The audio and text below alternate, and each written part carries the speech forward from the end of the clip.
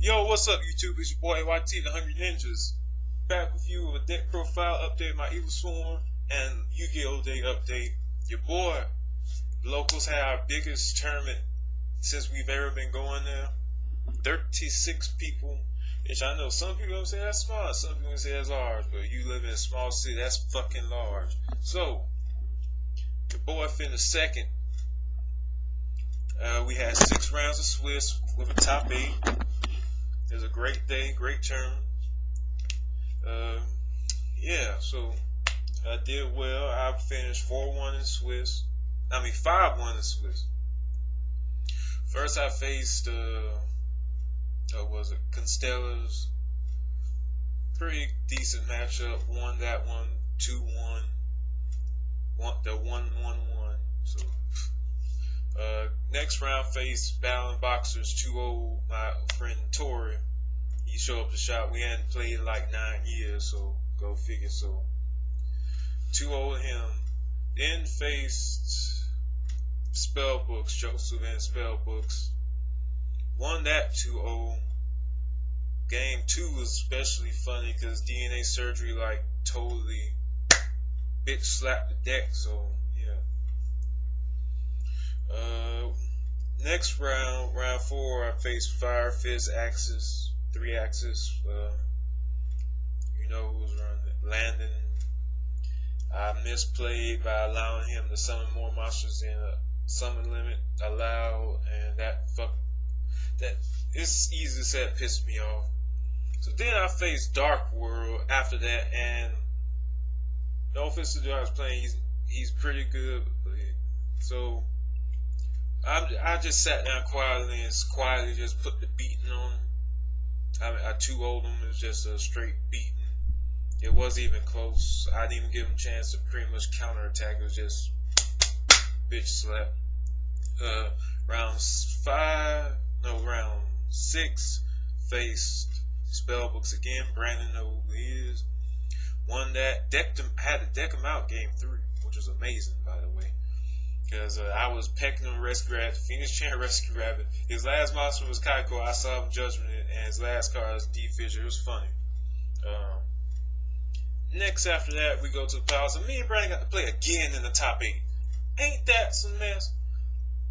Well, game 1, Kaiku, double Kaiku, Ophion. Game 2, he does his thing. Game 3 is a hard fought back and forth. I eventually was able to gain some advantage and run over him with heliotropes. So going to the top 4, phase Landon again. This time I 2-0'd him. Game 1 was a pretty controlled, usual type thing. Game 2, he had those fire formation Gyoku on 2 of my face sounds. 1, he had to use Bear's effects. I had to get rid of 1, which opened up a pandemic. Number 2, I was saying to myself, I need to top deck MST brands. Why I need to top deck MST? My next card, MST, so I destroyed that Gyoku. I had Kirky on the field, he has Bear. The other face sound was DNA Surgery, so I flipped DNA Surgery, called Rock, because I had Heliotrope in my hand. So I have a Rock on the field, some Heliotrope running over, and that basically shut down the deck because he has Rivalry Warlords on the field. And that stops you from being able to summon monsters that aren't of that type. So, as I call it, Rock, he was basically stuck. And that helped me win that one.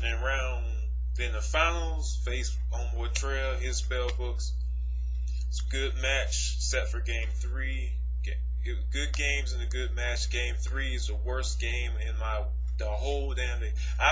I lost today in games, but my hands were at least manageable. This was the worst hand ever. I saw one monster, Castor. That's it. Nothing else. Castor, that's it. I had 2 Veilers, but that was no help. Castor. That's all I drew. So I finished second, got some packs, pulled some stuff, had fun. The deck ran amazingly well. I love this deck so much. I'm going to show it to you now. What I finished. Second place at Yugioh Day. First Yugioh Day at JJ's Comics. Fuck yeah. So understand this. Anyway, going right into the deck, I made some changes for this tournament, so let's go right to it. First, Dark Arm Dragon, as you saw on the video at the beginning, of course, because I love Dark Arm Dragon. 2 Rescue Rabbit, of course, and triple Heliotrope, standard stuff. Now we're just gonna go through shit because I shouldn't have to explain it. Triple Kirkion, triple Castor, just standard stuff. Triple Mandragora, see that stuff. Then some one-ofs, 1 Thunderbird, 1 Lantern, 1 Azanov. I explained last video why they're in here, and they're one of them, and they came in handy.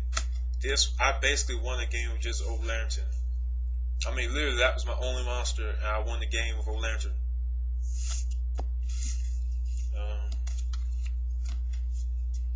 Next up, 2 Kaiku, still taking them. This card was one of the MVPs of this main deck because it did so much shit. It was ridiculous.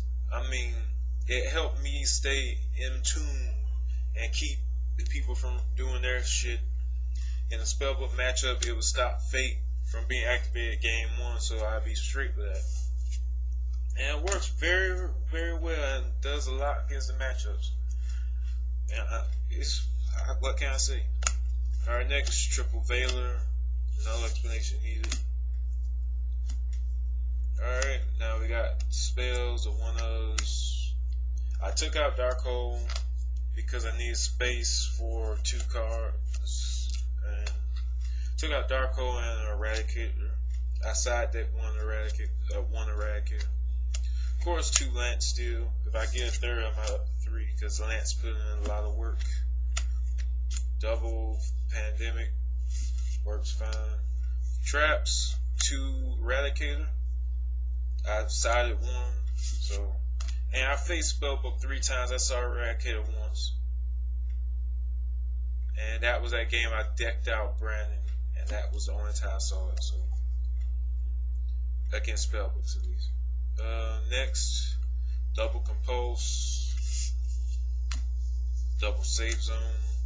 I need a third because they're just too good, Infestation, Infection, Solemns, and I main deck 2 Imperial Iron Wall, and this was the other MVP because when Kaiku wasn't needed, this was in. Like the spellbook matchup after game 1, I would side out Kaiku and keep this in. Even though Kaiku made it work so well, made it really hard for me to side it out. I sided it out in the appropriate matchups. And other matches, I would keep Imperial Iron Wall, take it out. If I wanted to keep Kaiku like Constellars, I would keep Kaiku in because it would stop them from top decking Sombreads or something. Alright, for the extra deck, going straight through it, 3 Ophion, 2 Bahamut, 1 Ouroboros, 1 Nightmare, 1 Pearl, 1 Utopia, 1 Logia. Normally when I play DNA Surgery, which I just got this week, so when I play DNA Surgery, I'm going to call Dinosaur the majority of the time, unless something happens like in the Fire Fist thing again. So at least have that in there for backup. Alright, Shopmaster, Black Ship of Corn. I'm probably keeping it in, but Black Ship of Corn is becoming less and less useful because there's not many monsters that you want to get rid of that you can't get rid of with anything else. But still a good card. Maystroke, Abyss Dweller, and Cowboy. For the side deck that I use, the normal triple Throw and Lock, Double Max C, never sided them in. Triple MST always came in. Double Forbidden Chalice. I ran 2 at the tournament. I've upped to 3 because I took out my Malevolent Catastrophe. Okay, so 3 now. The third Eradicator when needed.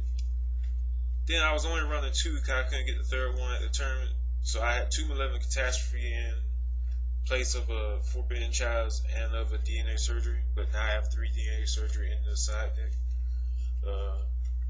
Amazing fucking side deck card, because spell books depend on them having spellcasters, and when you activate this against them and they don't have and they no longer have spellcasters, that shuts down half the deck. It shuts down Master, shuts down Fate, shuts down, if they don't have one in the graveyard, shuts down Tower, and it shuts down a bunch of their stuff because they need spellcasters for their cards to work. It stops the boost from Star Hall. So it was amazing. This is my MVP of the side deck, and it was one of the main causes helping me finish second. Anyway, this your boy AYT the hunGRYninJAZ. This was your tournament report, your Evilswarm deck profile. Motherfuckers, if you playing Evilswarm, I recommend the side deck in this card. It's fucking amazing. This your boy AYT. I'm out. Take it easy. Peace.